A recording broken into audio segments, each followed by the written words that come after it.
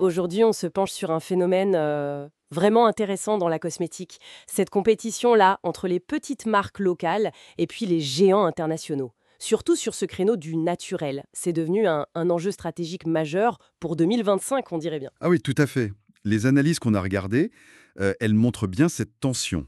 D'un côté, on a ces marques qui jouent la carte de l'authenticité, de la proximité, tout ça, et de l'autre, les multinationales, avec leur énorme puissance marketing et industrielle. Elles investissent massivement ce segment vert. D'accord. Et l'idée aujourd'hui, c'est de comprendre un peu les stratégies derrière tout ça, au-delà du marketing justement. Exactement. Qui fait quoi, comment, et est-ce que ça correspond vraiment à la réalité du terrain? C'est ça la question. Alors commençons par le début. Cet engouement pour le naturel, le local, qu'est-ce qui motive les gens au fond? Les sources en disent plus. Oui, oui, c'est une vraie lame de fond. En fait, c'est plus qu'une simple liste d'ingrédients. Les consommateurs, ils cherchent, comment dire, une forme de réassurance, de la transparence. Il y a une méfiance face aux formules compliquées, aux noms imprononçables. On veut savoir ce qu'on met sur sa peau. Simple bon sens, en quelque sorte. Voilà. Et puis, il y a cette dimension culturelle aussi. Ce besoin de se reconnecter à des savoir-faire anciens, à des ingrédients qui ont une histoire, une origine claire. Une quête de sens finalement. C'est un peu ça, oui. Et ça semble ouvrir un boulevard pour les marques locales, non? Quels sont leurs avantages spécifiques d'après les documents? Leur gros atout, c'est souvent ce qu'on appelle le sourcing court, l'accès direct aux matières premières. Parfois même, elles cultivent leurs propres plantes. Ça permet de garantir une certaine qualité perçue. Et surtout de raconter une histoire authentique, j'imagine. Exactement. Cette proximité, ça crée un lien émotionnel fort, une confiance que les grands groupes avec leur échelle industrielle, ils ont plus de mal à établir. C'est un avantage indéniable en termes d'image. Mais les analyses pointent aussi des difficultés pour ces petites marques, non? Si le succès arrive, par exemple? Ah oui, c'est le revers de la médaille. Le sourcing très local, ça peut vite devenir un frein si la demande explose. Et puis, il y a les questions de standardisation, de production. Face à ça, les géants, eux, ils ont des réponses toutes prêtes. Ils n'observent pas seulement, ils agissent. Justement, parlons-en.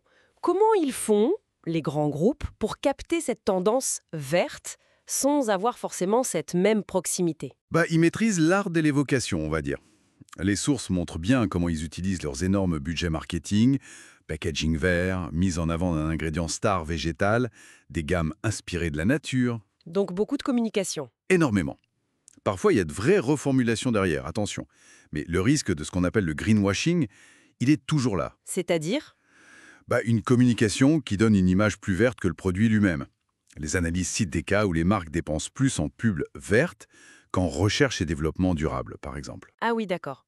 Et certains ingrédients deviennent un peu les symboles de cette bataille. Les documents parlent de l'argan, de la nigelle, de la figue de Barbarie. Pourquoi ces exemples-là? Parce qu'ils illustrent parfaitement comment une ressource locale peut devenir un phénomène mondial. L'huile d'argan, par exemple. Trésor marocain. Oui, on la voit partout maintenant. Voilà. C'est passé d'un usage traditionnel à un ingrédient de luxe global. La nigelle, pareil, avec ses vertus purifiantes. Elle revient en force.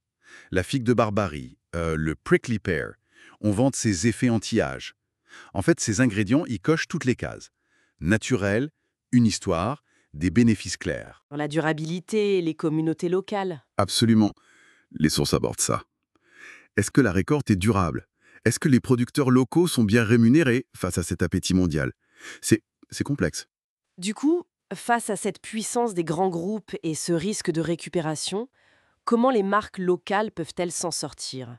Quelle stratégie pour rester crédibles? L'authenticité, ça reste la base. Mais ça suffit plus. Les analyses suggèrent plusieurs pistes. D'abord, se différencier par la formulation elle-même. Avoir des savoir-faire uniques, des secrets de fabrication qui vont au-delà de l'ingrédient star. Ensuite, la transparence.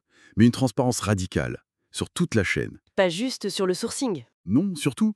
Et puis, utiliser les certifications bio, équitables, etc., mais de façon stratégique. Pas comme une fin en soi, mais comme une preuve. Intégrée dans un discours cohérent. Il faut construire une confiance profonde, pas juste une jolie image. Donc, il suffit pas de dire local et naturel. Faut le prouver. Et sans cesse innover dans ce qu'on propose. Cibler des niches spécifiques, c'est aussi une piste, hein. Ah oui, c'est très important. Plutôt que d'attaquer les géants de front sur tous les marchés, se concentrer sur des besoins précis, des communautés particulières. Ça permet de fidéliser une clientèle, de garder ce lien de proximité, même si on grandit un peu. Pour résumer, on a donc cette confrontation entre deux mondes dans le cosmétique naturel. D'un côté, l'authenticité, la traçabilité, le lien des marques locales. Et de l'autre, la force de frappe marketing et l'échelle des grands groupes qui investissent ce marché, parfois en frôlant le greenwashing. C'est exactement ça, une tension permanente. Et au milieu, le consommateur.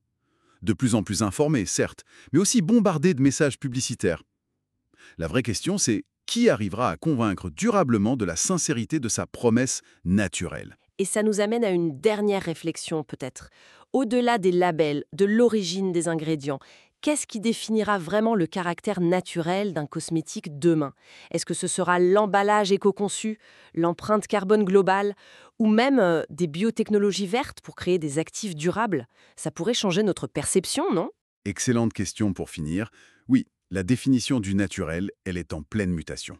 Elle devient plus holistique. Elle pourrait bien intégrer demain des aspects technologiques ou éthiques plus poussés qui bousculent nos idées reçues. L'avenir nous dira quelle vision va l'emporter.